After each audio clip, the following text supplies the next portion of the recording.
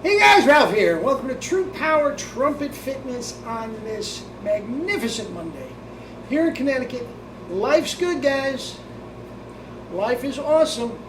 It's about to get better. We're off to the Jersey Shore for our annual trip down there that we love. I'll get to that in a second because there won't be any videos up. But you saw the thumbnail. Marks on my lips. Marks on your lips. Guys, I probably make a little bit more of that than I should. Okay? And I will apologize and explain that, but anyway. Let me honk first and we'll get to it. I have played a little bit.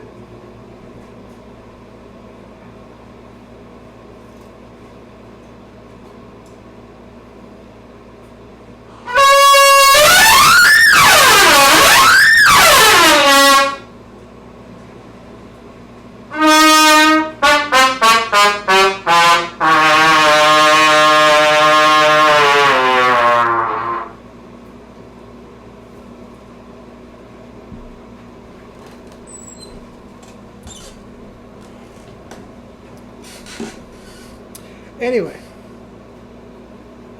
E flat's as big as a house, pedal low C's, no marks anywhere. Now, again, as I said in the opening, I probably make a little bit too much of that. No marks on the lips, blah, blah, blah, blah. In a perfect world, maybe there shouldn't be any marks on the lips, okay? But I'm going to tell you the story before I even start. As you know, my three, Jerry, of course, my two major teachers were William Vacchiano and Mel Broyles. But I did take quite a few lessons with John Ware, okay, who was Vacchiano's henchman for many years, his assistant principal, played a lot of parts for him, and just an absolutely wonderful, amazing trumpet player, especially an orchestral player, right there with Herseth.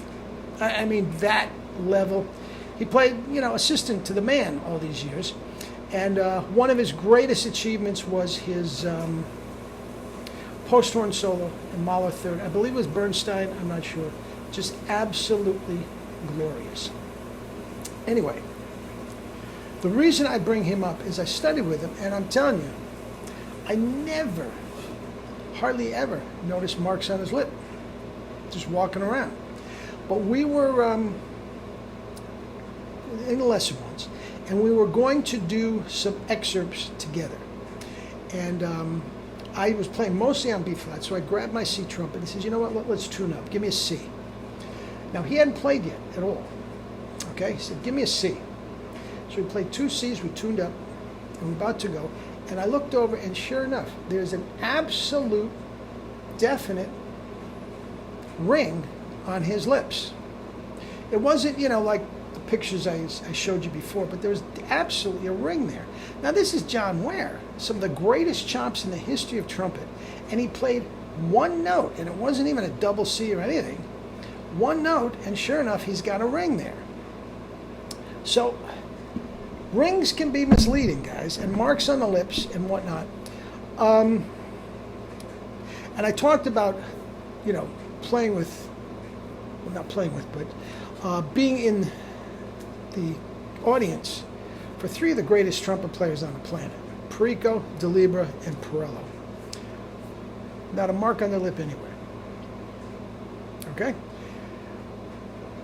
Guys, I guess some of it is just plain genetic. John Ware, guys, I'm telling you, he wasn't using any pressure. Now, here's a couple things. Genetic, some things. Now, also, gouges and cuts in your lip, guys, are different than just red marks. I get red marks. No question about it, I get red marks. Guys, that's blood flow. That's nothing to be worried about at all. That's blood flow. Second of all, if you are using a dry embouchure mouthpiece, sometimes it's much easier to get rings with that, which John Ware did. And I do also. I use dry. And I'm not saying you have to use dry or wet. Doesn't matter. Doesn't matter at all. 50-50, doesn't matter. But when it is dry, the mouthpiece has a tendency to stick a little bit to the skin membrane. And just a little twist can sometimes give you rings. And I'm pretty sure that is what happened with John Ware. And I only noticed it once. And I'm sure he didn't pay any attention to it. And if I mentioned it, he probably wouldn't know what the heck I was talking about. Okay? Now, here's the deal. Maynard, when Nick Drozdoff was on the band, he and Stan Mark are talking about just real cuts on their lips. I mean, the fact they were bleeding, the fact that they were sore. I mean, some guys talk about literally crazy gluing their chops together. That gives me the whim-whams to think about it. And I can honestly say I'd never beat up my chops that badly. Never. But, guys, that's the type of stuff I'm talking about.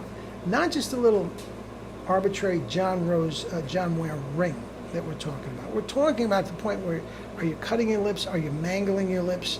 Do you need, got to go get some crazy glue?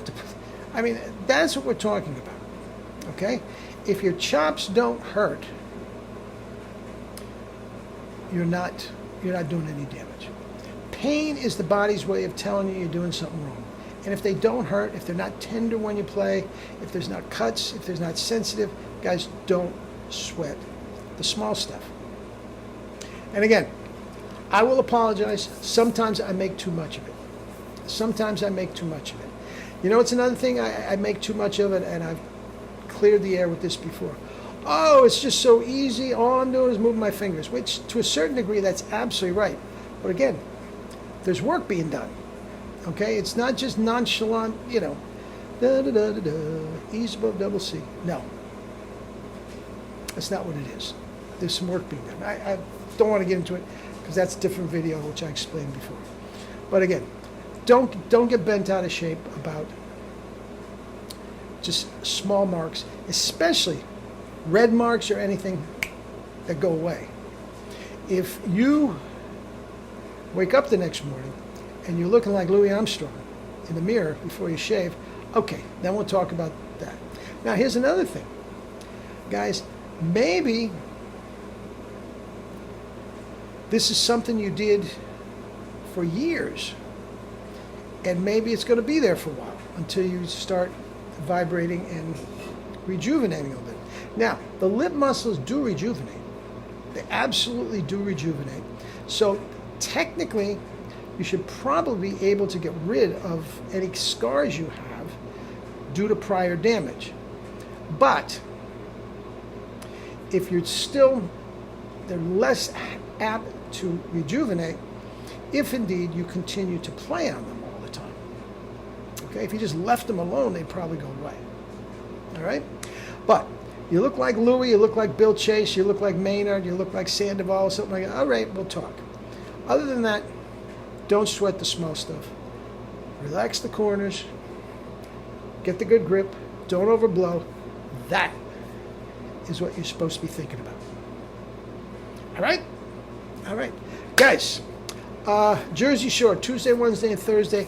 I may do something on Friday. I'm not sure, depending on what time we get home Thursday. So if I can do something Friday, if I don't do something Friday, I'll probably try to do something on Saturday. All right? But this is it for the rest of the week. Now, I can send you books. I'm going to take my laptop with me. I can send you books. I can take orders for mouthpieces. Okay? I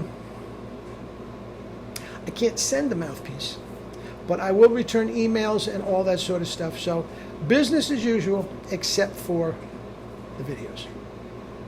And I'll take the order for the mouthpiece, but I won't be able to get it into the post office until Friday. All right? All right. We look forward to this every year, man. We have a blast. So I'm looking forward to it again. All right, guys. Eat and drink your fruits and vegetables and live your life with true power. Love you all, guys. Love you all.